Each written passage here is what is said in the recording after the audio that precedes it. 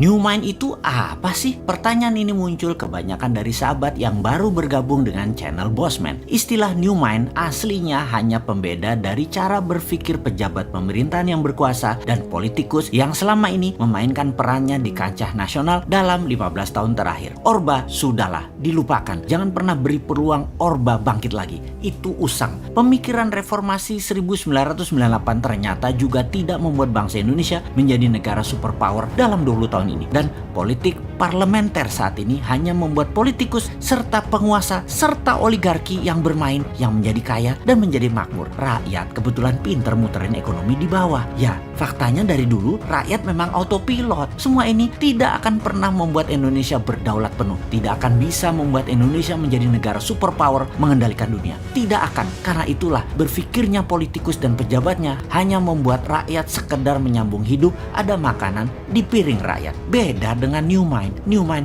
punya rencana besar, membuat Indonesia menjadi negara pemenang, bangsa yang disegani dan menjadi negara superpower. Menjadi negara superpower itu harus dilepas dari pemikiran pertama adalah hutang dari negara lain untuk kebutuhan rutin pemerintahan yang tidak produktif serta bergantung pada mata uang asing. Ini harus hilang. Jadi untuk sekian kalinya kita uraikan apa itu New Mind dalam Mardigu Nation. Mardigu Nation adalah cara bernegara New Mind. Kita jelaskan ada 3 wilayah cara ekonomi bernegara. Kita belah 4 cara melihatnya. Kiri adalah sosialis, kanan adalah kapitalis, atas dan bawah sekarang. Atas ada elitis, bawah akar rumput. Dibagi 4 ya. Dan dalam 3 wilayah ekonomi, kiri atas adalah sosialis elitis, kanan atas adalah kapitalis elitis. Lalu yang di bawah atau bottom of pyramid disebut akar rumput. Kaum New Mind menomorsatukan akar rumput, menomorsatukan bottom of pyramid,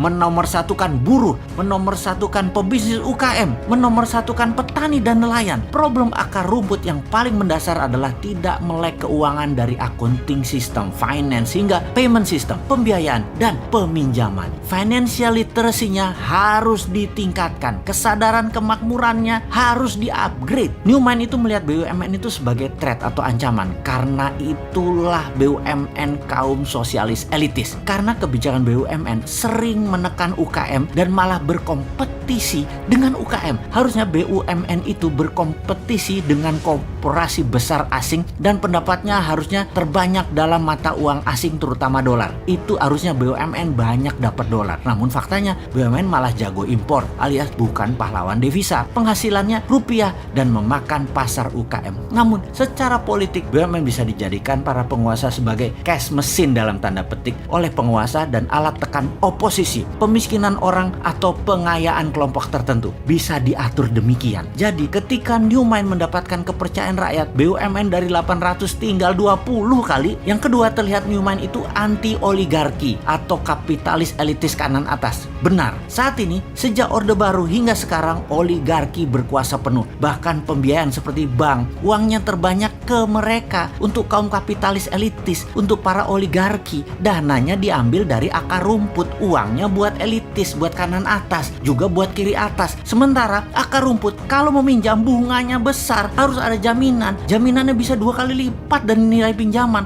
Lalu lama lagi keluarnya. Sistem old mind selama 7 presiden tidak membuat Indonesia menjadi negara superpower. Mana hasilnya? Bahkan minta 3 kali kesempatan berkuasa lagi. Mana hasilnya? Lalu yang herannya oposisi tidak juga jenius solusi ke depannya. Jadi baik incumbent, partai dan kelompok pendukung incumbent dan oposisi tidak akan menghasilkan Indonesia sebagai negara berdaulat. Kalau kayak gini melihatnya, semua mendem. Old mind tidak akan paham perang dagang, perang ekonomi, perang biologi yang sedang dimainkan globalis dan dimainkan oleh non-state aktor tersebut. Kemudian climate warfare yang akan dimainkan globalis selanjutnya, mana ngerti sampean. Juga sisi perang Tiongkok Amerika versi 2.0 yang baru lagi yang akan dimainkan, seperti harga komoditi dunia dimainkan. Old mind bakal gagap aja. New Mind harus ambil kesempatan di masa pemilihan raya ke depan, karena yakinlah, karena mereka semua tidak paham para old mind tersebut. Action old mind akan menambah hutang dari 6.000 triliun saat ini, di akhir jabatan 2024 garansi 10 10.000 triliun. Garansi, nggak usah dianalisa itu mah. Yang akan membelenggu Indonesia dalam jangka panjang. Untuk bayar hutang aja kita harus ngutang. Bisa-bisa jadi fail state kalau gayanya begini. Negara gagal kita. Anggap saja bunganya 5% setahun dalam dolar lagi. Maka 6.000 triliun bunganya itu 300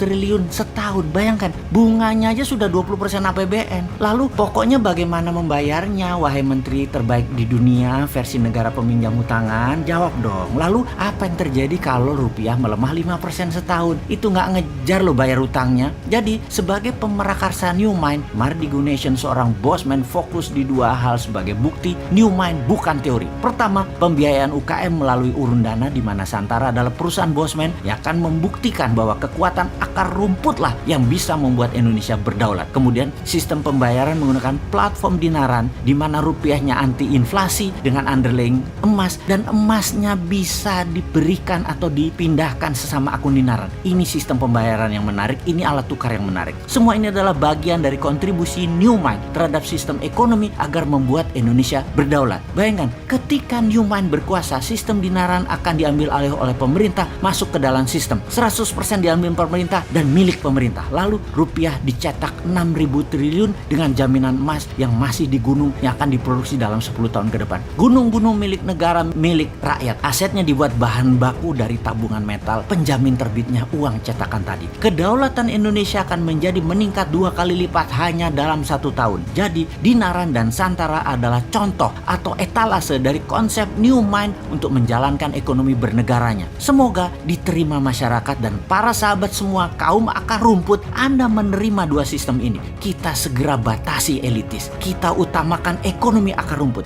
Jangan dibalik, akar rumput dibatasi, elitis dibebaskan. Gimana sih kalian ini bernegaranya? Tempe bener sih.